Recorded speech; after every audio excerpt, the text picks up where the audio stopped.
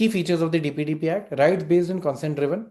So the act is built around individual rights. So the right to access the data, right to correct the data. If by chance a wrong data is sort of mentioned somewhere, you can have it corrected.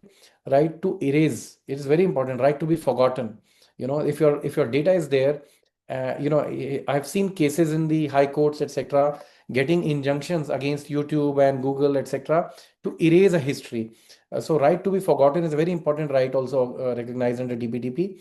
Right to control their data. So if it is your data, you have a complete right over it. And when you consent to give this data, the consent must be free, specific, informed, unconditional, and unambiguous. These are all words used in the sections, and you can even withdraw the consent at any time, and the companies are required to honor it.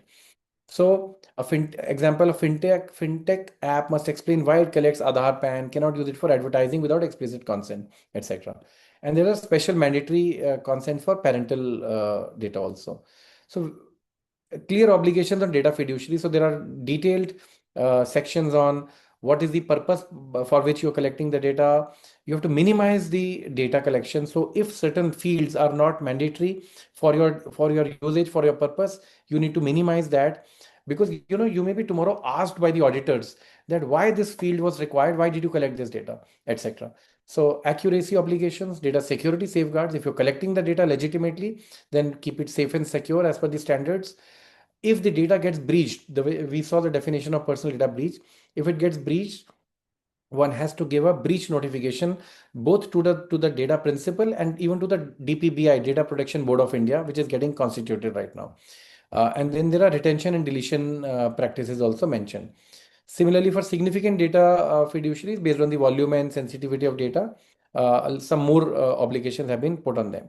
Cross-border data transfers are allowed. However, there are certain restrictions could be placed by notifications on certain industries, certain data, where data localization will be mandated. Strong penalty and enforcement regime. The penalties are up to 250 crores, and I think that has made the headlines also.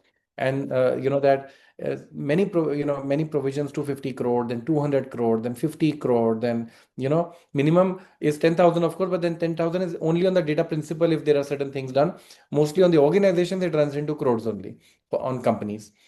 Then independent adjudicatory body, DPBI, Data Protection Board of India, is sought to be formed. And there are certain exemptions for public interest, national security, state functions, detection of crime, research, statistics.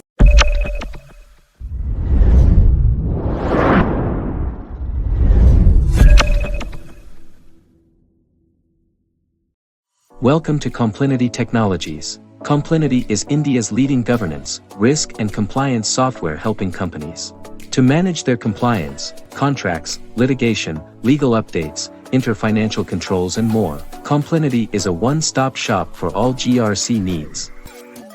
With our proprietary 12 GRC modules and real-time legal updates on 2,000+ laws and 24,000+ compliances, all in an integrated platform that is easy to use with automated alerts and risk management capabilities, is why compliance managers, general counsels and chief financial officers choose Complinity every time. Join the most innovative and prestigious brands that use Complinity. Automating your compliance management. Request a demo at complinity.com.